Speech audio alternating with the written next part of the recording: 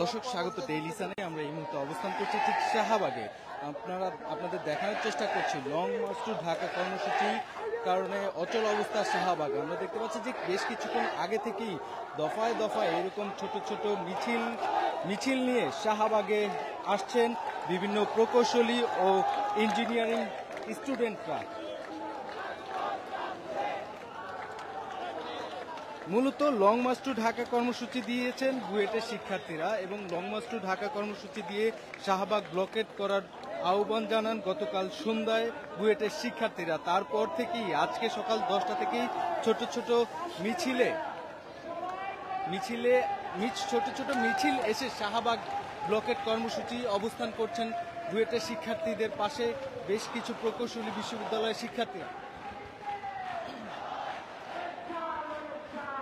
দর্শক আপনাদের একটি কথা বলে রাখি যে বুয়েটের শিক্ষার্থীদের দাবি পূরণের সুনির্দিষ্ট আশ্বাস না পাওয়ায় সারা দেশের প্রকৌশলীদের নিয়ে লং মার্চ টু ঢাকা ঘোষণা দিয়েছেন বাংলাদেশ প্রকৌশলী বিশ্ববিদ্যালয় বুয়েট শিক্ষার্থীরা। আজ বুধবার 3 দফা দাবিতে একমাত্র স্মার্ট সিটি বসুন্ধরা, আধুনিকতায় এক ধাপ এগিয়ে কর্মসূচি পালন করেন তারা। প্রকৌশলী অধিকার আন্দোলনের ব্যানারে এ নেতৃত্ব দেন বুয়েটের সকল শিক্ষার্থীরা। মূলত 3 দফা দাবিতে শাহবাগ মোড় অবরোধ করেছেন বাংলাদেশ প্রকৌশল বিশ্ববিদ্যালয় বুয়েট শিক্ষার্থীরা। তাদের সঙ্গে যোগ দিয়েছেন অন্যান্য প্রকৌশল বিশ্ববিদ্যালয়ের শিক্ষার্থীরাও। এতে রাজধানীর ব্যস্ততম এলাকার যান চলাচল বন্ধ হয় যেমন তেমনি শাহবাগের একদম অচল অবস্থা সৃষ্টি হয়। মঙ্গলবার তথা গতকাল বিকেল 3:30টার দিকে বুয়েট শিক্ষার্থীরা শাহবাগ মোড় অবরোধ করেন। দাবি আদায় না হওয়া পর্যন্ত কর্মসূচি অব্যাহত থাকবে বলেছেন আন্দোলনকারীরা। এবং সে সময় শিক্ষার্থীরা সরকারকে বেশ কিছু সময় আলটিমেটাম দেওয়ার পরেও সরকার তাদের দাবি মেনে না নেওয়ায় লং মার্চ টু শাহবাগ কর্মসূচি দিয়েছেন এই বুয়েটের শিক্ষার্থীরা। আপনাদের আরেকটি বিষয় জানিয়ে রাখি, এর আগে একজন শিক্ষার্থী আমাদের জানান সোমবার নেস্কো কার্যালয়ে বুয়েটের ত্রিপলি বিভাগের 17তম ব্যাচের শিক্ষার্থী প্রকৌশলী রকুনুজ্জামান রোকনকে ডেকে নিয়ে গলা কেটে হত্যার হুমকি দেওয়া হয়। এই ঘটনার প্রতিবাদে দেশব্যাপী ব্লকেড অফ ইঞ্জিনিয়ার কর্মসূচি পালন করেছেন এই বুয়েটের শিক্ষার্থীরা।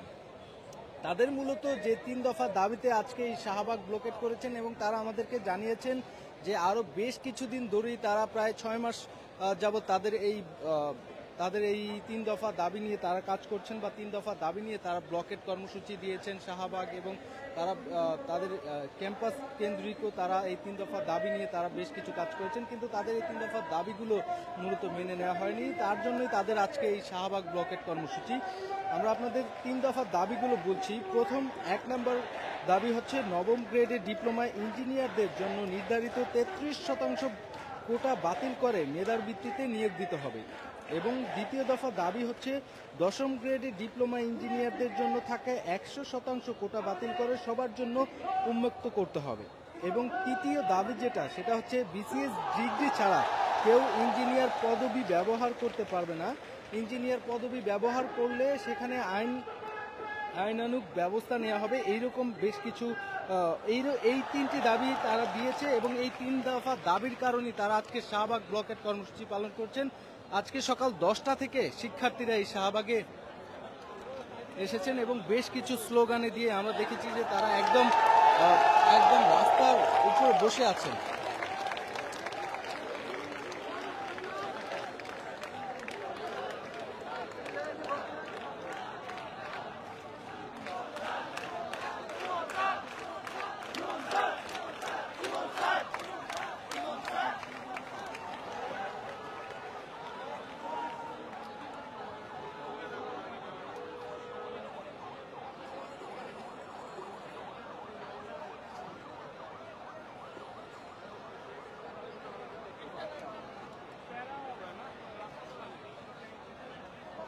আমরা একজন শিক্ষার্থীর সাথে কথা বলার চেষ্টা করব। আপু, আজকে আপনাদের মূলত আন্দোলনটা কি?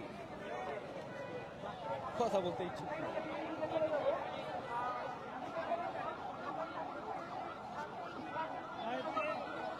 আমি সকল প্রতিষ্ঠানের ছাত্র শিক্ষকদের প্রতি আমাদের আন্তরিক কৃতজ্ঞতা জ্ঞাপন করছি যে প্রকৌশলী অধিকার আন্দোলনের সাথে আপনারা সংহতি জ্ঞাপন করে এখানে উপস্থিত হয়েছেন। আমাদের সকল ডাক্তার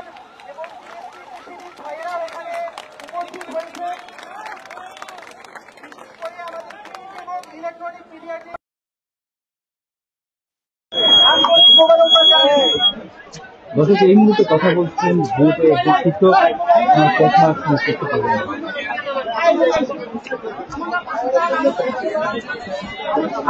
আপনারা সকলেই আমাকে 3 দফা দাবি সুস্পষ্টভাবে জানেন। এখানে আসলে নতুন করে বৃষ্টি দেওয়ার কিছু নাই। এখানে যোগ্য এবং অযোগ্য এবং অবস্থানচিত যারা সমাজের মধ্যে সবচেয়ে বেশি প্রতিযোগিতায় উত্তীর্ণ হয়ে সবচেয়ে বেশি যোগ্যতার পরিচয় দিয়ে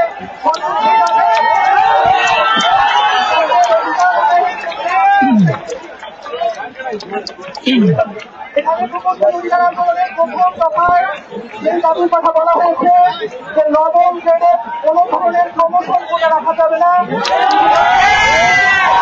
শুধুমাত্র রিক্রুটমেন্ট গ্রেড দিয়ে দক্ষতার ভিত্তিতে এখানে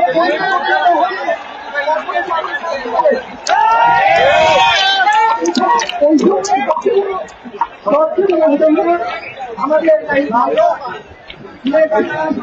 ভাই সেখানে আমাদের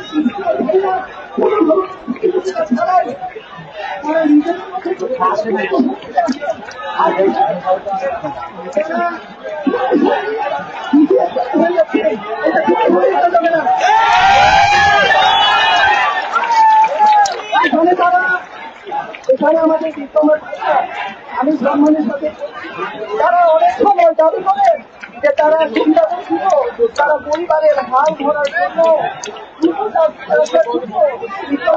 করে আমাদের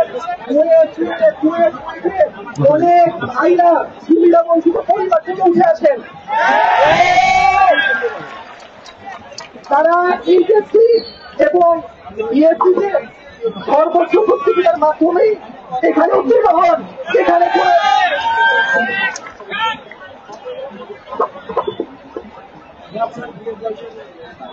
আর এখানে আরেকটা বিষয় উল্লেখ করার মতো, আমাদের বিভিন্ন শিক্ষকরা বিভিন্ন জায়গায় যেখানে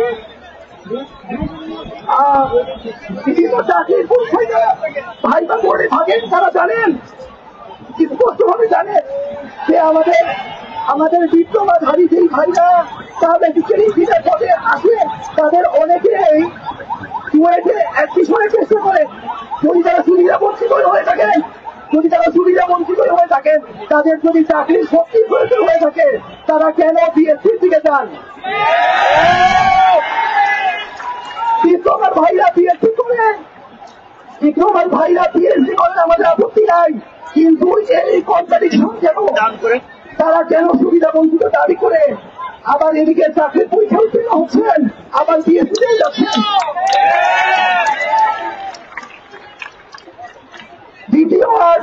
দ্বিতীয় যে দফার কথা বলা হয়েছে, এই 2 দফা খুব স্পষ্ট। 13 সালে গত স্বৈরাচার সরকারের রেজিমের সময় অন্যায্যভাবে যেই সমস্ত অধিকার আমাদের প্রকৌশলী বিএসসি প্রকৌশলীদের কাছ থেকে হরণ করা হয়েছে, আমরা স্পষ্ট সেই সমস্ত অধিকার ফেরত চাই।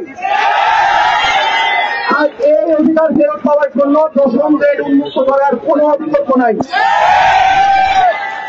আর তৃতীয়টি কথা বলা হয়েছে, ইতিমধ্যে এর একটা ফর্মেট আমাদের সামনে স্পষ্ট হয়েছে যে আমাদের যে ম্যাথসের ভাইরা আছেন যারা বিভিন্ন সময় ডাক্তার পদবি ব্যবহার করছেন, তাদের ব্যাপারে আদালত থেকে স্পষ্ট রায় চলে এসেছে যে ডাক্তার ছাড়া আর কেউ এমবিবিএস ডাক্তার ছাড়া আর কেউ ডাক্তার পদবি ব্যবহার করতে পারবেন না।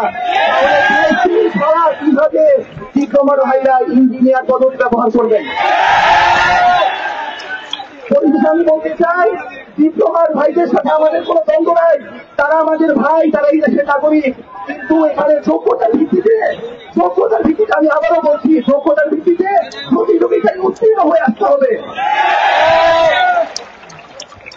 আমাদের সরকারের কাছে স্পষ্ট দাবি, স্পষ্ট বিবৃতি, আপনারা আমাদের আন্দোলনকে এখনো গুরুত্বের সাথে বিবেচনা করেন। আমাদের ছেলেরা যারা পড়ুয়া, তারা পড়ার টেবিলে ছিল, তারা কাজ করছিল, পরীক্ষা দিচ্ছিল, তারা সেখান থেকে আপনাদের সুনিশ্চিত করার আশায় আসছে। আপনারাও এইটাকে কোনো ছোট চোখে দেখছেন না।